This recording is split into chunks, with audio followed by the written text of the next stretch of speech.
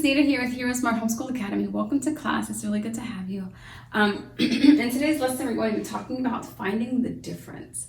The key word here is difference. Anytime you see the word difference, you know you're talking about a subtraction problem. And that's really important, especially when you're working through word problems. Oftentimes you'll have a word problem say, what is the difference between? And so you'll want to know, well, difference that we're talking about. Subtraction. Okay, so that's kind of the theme of our lesson today. But before we go any further, let's open up with prayer, recite our morality creed, and then we'll get right into today's lesson. We thank you, Lord, for this time we have to learn and grow. We seek to do the best we can and add to what we know. We love you, God, with all our hearts, and to others love we show. Pleasing you is our goal. Now to our lesson we shall go. In Jesus' name we pray. Amen. Amen. Great word. Let's also recite our morality creed. You can find it at the beginning of your workbook. I believe in Jesus Christ, the Messiah who died and was resurrected from the dead to save humanity from sins. He is my Lord, Master, Boss, and Savior. I love God. I love myself and others with the God kind of love.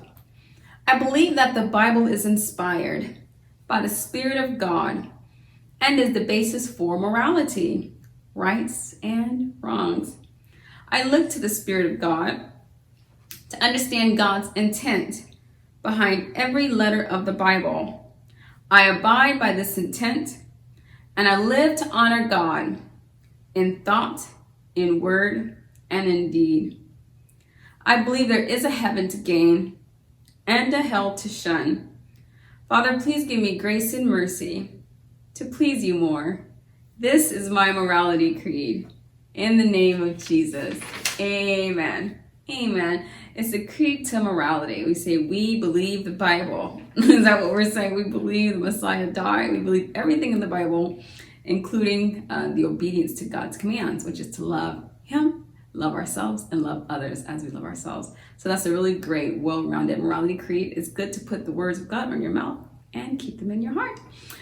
Well, like I was saying before, we're going to be talking about finding the difference. We're looking for the difference. Anytime you see the word difference, know you're talking about a subtraction problem. In today's lesson, we're going to use the method that I've already introduced you to. That's the method of borrowing, or we can call it exchange. And it's where we realize when we go to subtract the units, this operation is not going to be successful because you can't take 8 units out of 1, right? And so we talk about borrowing. In tomorrow's lesson, we're going to use another method we call method 2, and that's where we refer to a number line. And it's a little less efficient. This is going to be the more efficient method. Let's find out why. So this number is 31. 31 minus 18. Like we said before, what's 1 minus 8? Yeah, we can't complete that. So we'll have to borrow from this 3. What are we borrowing? We're borrowing a 10. We need 1 full 10. And so we're going to, I put that line there just to show we're marking it out. That's like 3 is no longer valid. We mark it out. So, and instead of 3, it's now 2. In case you wonder why that looks that way. So no longer 3 10s, it's now 2 10s. This is no longer 1 unit, but it's 1 unit plus 10 because we just borrowed a 10.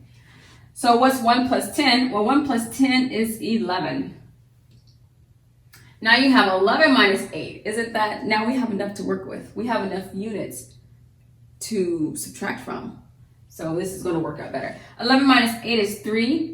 2 minus 1 is 1. So 31 minus 18 is 13. Okay, we're just going to go right down the row, down the column. 43 minus 17, we have 3 minus 7. Can we complete that operation? Can you take 7 units out of 3? No, if I only have $3, you can't take 7 of my dollars. I only have 3, right? So 3 minus 7, what is that answer? We can't complete it, but we can borrow from our 4. What are we going to borrow? We're going to borrow 1 whole 10. So this 4 is going to go from big 4 to 3. We're going to reduce it by 1. 1 whole 10. And instead, we're going to put that 10 over here. And now we have 13 minus 7. What's 13 minus 7? That is 6. 3 minus 1 is 2. So 43 minus 17 is 26. Okay, now we have 64 minus 47. What's 4 minus 7? Oh, you can't take 7 out of 4.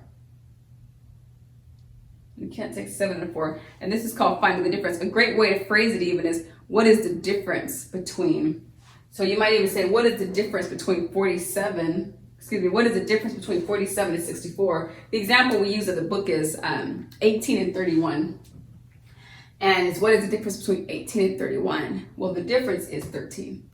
What is the difference between 17 and 43? Well, the difference is 26.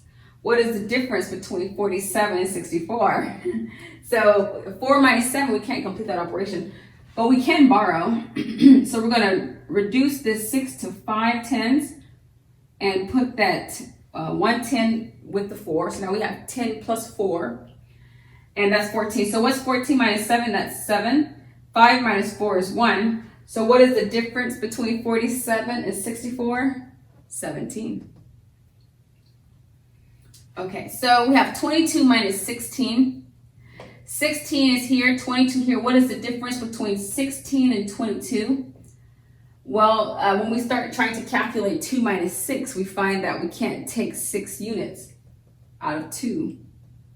So we're going to borrow. We're going to go over here and borrow. Here we're going to reduce this from 2 units to 1 unit, because 2 minus 1 is 1. But we're going to put that same unit right over here. So we have 12 minus 6. Can we do 12 minus 6? I think so. 12 minus 6 is 6. 1 minus 1 is 0. So the answer is just 6. The difference between 16 and 22 is 6. 75 minus 39. What is the difference between 39 and 75? Well, if we go to subtract 5 minus 9, we find we can't do that. So we'll have to borrow from this 7. How many tens are we going to borrow? We're only going to borrow 1 10. So we're going to reduce this from 7 to 6 tens. And we're going to just put that 10 over here with the 5. So now we have 10 plus 5, no longer just 5. 15 minus 9 is 6.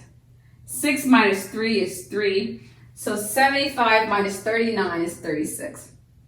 The difference between 39 and 75 is 36. The difference between 27 and 51. Let's begin try and calculate the units. We have 1 minus 7. We cannot complete this operation because you can't take 7 out of 1. But we can borrow, so we're going to come over here and reduce this by 1 full 10 and put that 10 over here. Now we have 11 minus 7. That answer is 4. 4 minus 2 is 2, so the difference between 27 and 51 is 24.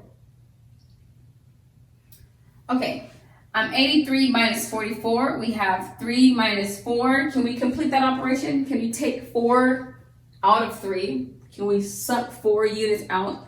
No, we cannot take 4 of these units out of 3. So we're going to have to borrow from our neighbor, and that'll make this number bigger. So then when we go to eat, 4 of these units or take 4, we'll have 4 to give.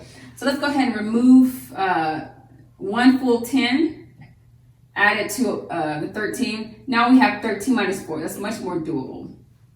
13 minus 4 is 9. And then we have 7 minus 4, and that's 3. So 83 minus 44 is 39. The difference between 44 and 83 is 39. Okay, here we have 33 minus 18. What's 3 minus 8? Can we go in and take 8 units out of here? We cannot. So we're going to borrow. I'm going to borrow 1 full 10. That makes that 13. 13 minus 8 is 5. 2 minus 1 is 1. The difference between 18 and 33 is 15 units, or just 15. It can be 15 anything, $15, 15, crayons, whatever it is you're counting. 92 minus 56. We have 2 minus 6. Can we take 6 units out of this 2? We cannot. The 2 is too small, the 6 is too big. So we're going to borrow. We're going to borrow from our neighbor. We're going to borrow one full 10. Plunge that 10 in with this 2. 10 plus 2 is 12. That's why you see that. 12 minus 6, well, we can do that calculation. 12 minus 6 is 6. 8 minus 5 is 3. Therefore, 92 minus 56 is 36. 21 minus 15, you have 1 minus 5. What's 1 minus 5? Well, we can't complete that operation because we cannot suck 5 units out of this 1. We're going to need a bigger number. So let's go ahead and reduce this by 1 full 10 because we're going to borrow. And then we're going to add that 110 over to the 1. 10 plus 1 is 11. That's why you see 11. 11 minus 5, well, that's 6. 1 minus 1 is 0. So the difference between 15 and 21 is 6. 45 minus 27. Can you take 7 units out of 5? We cannot do that. So we're going to have to make this number bigger. We're going to have to make the number 5 bigger. So what do? We take the 4 units, we subtract 1 full 10. We're going to subtract 1 10, making this 3. Now you have 15 minus 7. That's a little bit easier to work with. 8 plus 7 is 15. 3 minus 2 is 1. And so the difference between 27 and 45 is 18. And our last for today is 66 minus 38. Can you take 8 units out of 6? No, 6 is too small, 8 is too big. We're going to have to borrow and make this unit bigger. So we're going to reduce this 6 by 1 full 10, making this no longer 6, but now 5. We're going to put that full 10 over here. 16 minus 8. Can we do that calculation? We can. 16 minus 8 is 8. 5 minus 3 is 2. So the difference between 38 and 66 is 28. I like to share this just before we exit the lesson. 60 plus 6 is what this is saying. 66 is 60 plus 6. This top number, even though we go and borrow and we're just shifting the numbers around, shifting the tens and units, we call it renaming. And so even though we're renaming, the values at the top stay the same, okay? And I'm going to prove that to you by showing that even though we have 5 tens, which is 50, when you add 16 units, it's still equal to 60 plus 6, which is 66. So 50 plus 11 is 66, and 60 plus 6 is 66. So that doesn't change. We're just shifting the units and tens around, but it still balances.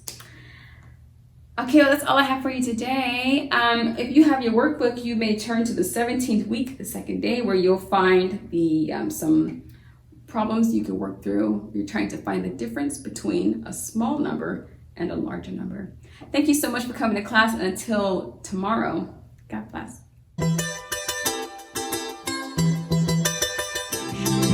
I'll be your hero's buddy, and as you study with HeroesMart, I will be your friend. So don't you